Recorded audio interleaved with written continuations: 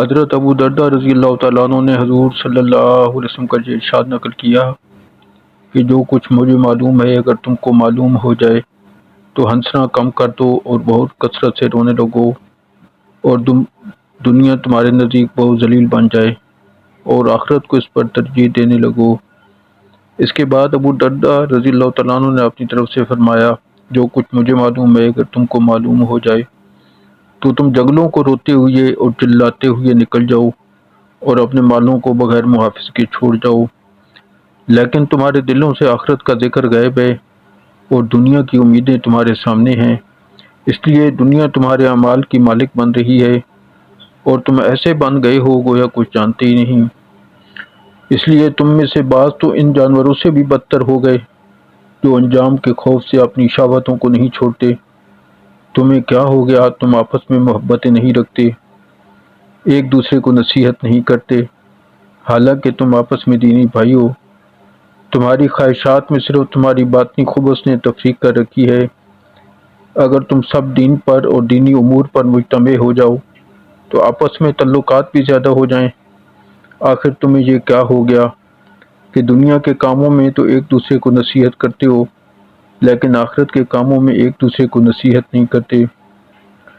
تم جس سے محبت کرتے ہو اس کو آخرت کے امور پر نصیحت کی قدرت تمہیں نہیں ہے،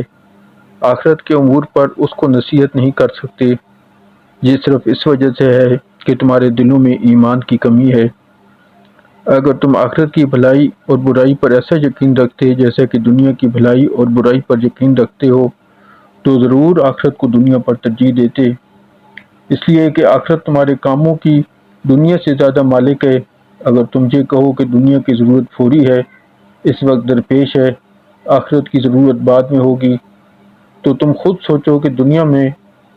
بعد میں آنے والے اور حاصل ہونے والے کاموں کے لیے تم کتنی مشقت اٹھاتی ہو،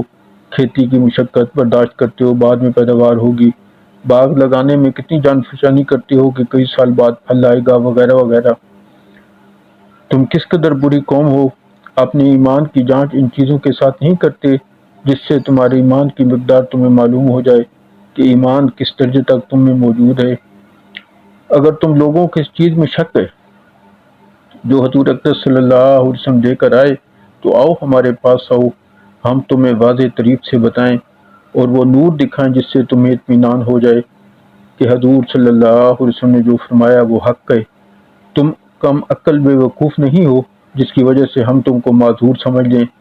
دنیا کے کاموں میں تو تم بڑی اچھی رائے رکھتے ہو اور اس میں بڑی احتیاط پر عمل کرتے ہو،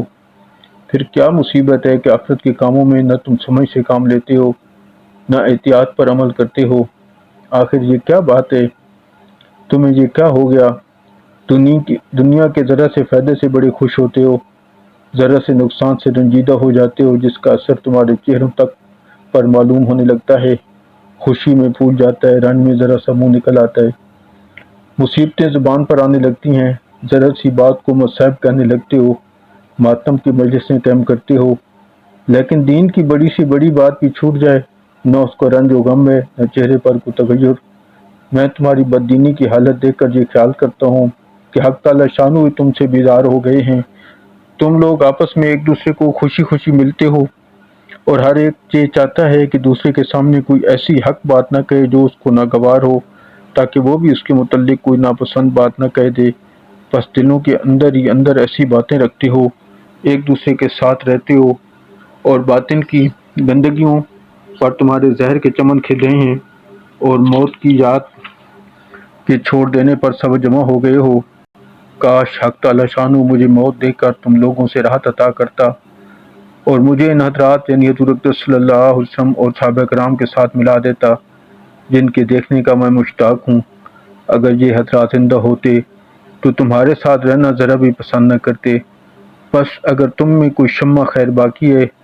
تو میں تمہیں صاف صاف کہہ چکا ہوں